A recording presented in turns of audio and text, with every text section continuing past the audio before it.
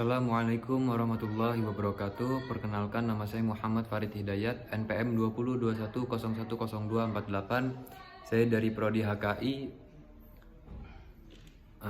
dari kelas E. Saya akan menjelaskan sumber hukum Islam. Sumber hukum Islam yaitu Al-Quran. Yang pertama, Al-Quran berkedudukan sebagai sumber pertama dan utama dalam hukum Islam. Kedudukan ini mengharuskan umat Islam memahami pesan-pesan yang dikandungnya untuk dilaksanakan dalam kehidupan. Hal tersebut juga diperlukan sebagai upaya mengatur perilaku manusia, baik yang berhubungan dengan manusia ataupun makhluk yang lainnya secara horizontal. Demikian pula seluruh persoalan yang berkaitan dengan hukum meski dicari jawabannya terlebih dahulu dari petunjuk yang terkandung di dalam Al-Quran. Kemaslahatan hidup manusia di dunia dan di akhirat diyakini dapat diperoleh jika manusia melandaskan pada perilaku hidup mereka pada petunjuk Al-Quran.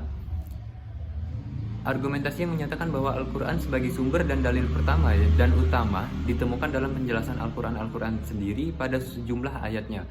Lebih dari 30 kali ditemukan perintah mematuhi Allah dalam Al-Quran. Bahkan meninggalkan aturan yang disebutkan Al-Quran akan membawa akibat meningkatnya kejahatan yang dilakukan manusia. Al-Quran secara redaksional dan makna yang dikandungnya bersifat koto, al-wujud.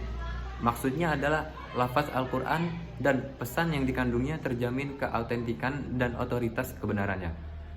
Keautentikan itu terjamin karena transformasi periwayatannya secara keseluruhan mencapai tingkat mutawatir. Selain itu, jaminan keaslian Al-Quran mendapat intervensi langsung dari pemiliknya, Allah Subhanahu wa Ta'ala. Yang kedua yaitu As-Sunnah.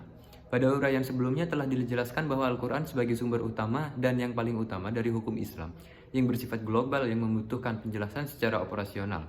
Nabi Muhammad SAW sebagai penyampai ajaran Al-Quran diberi otoritas oleh Tuhan untuk menjelaskan lebih lanjut apa yang telah diwahyukan kepadanya. Dengan demikian, as-sunnah baik dalam bentuk perkataan, perbuatan, maupun dalam bentuk takrir berkedudukan sebagai sumber kedua setelah Al-Quran. Yang kemudian ada akal dan proyeksi ijtihad. Pengertian akal. Akal menurut Al-Quran, lebih khususnya menurut pengertian pra-Islam, yaitu bahwa memperhatikan alam sekitarnya dengan otak, yang dimana otak adalah organ tubuh akal. Artinya akal itu sendiri terdapat di dalam otak seseorang yang digunakan untuk berpikir, dan berdasarkan pemikiran itu maka lahirlah suatu ide atau gagasan mengenai suatu masalah yang dipikirkan. Yang kemudian ada akal dan proyeksi ijtihad. Proyeksi ijtihad. Ijtihad menurut bahasa berarti usaha yang keras dan bersungguh-sungguh. Sedangkan pengertiannya dari segi ijtihad adalah berusaha menetapkan hukum terhadap masalah yang belum ada ketetapan hukumnya dalam Al-Quran dan hadis, yang dilakukan dengan secara cermat dan pikiran yang murni serta berpedoman pada aturan penetapan hukum yang benar. Mungkin itu yang dapat saya sampaikan. Wassalamualaikum warahmatullahi wabarakatuh.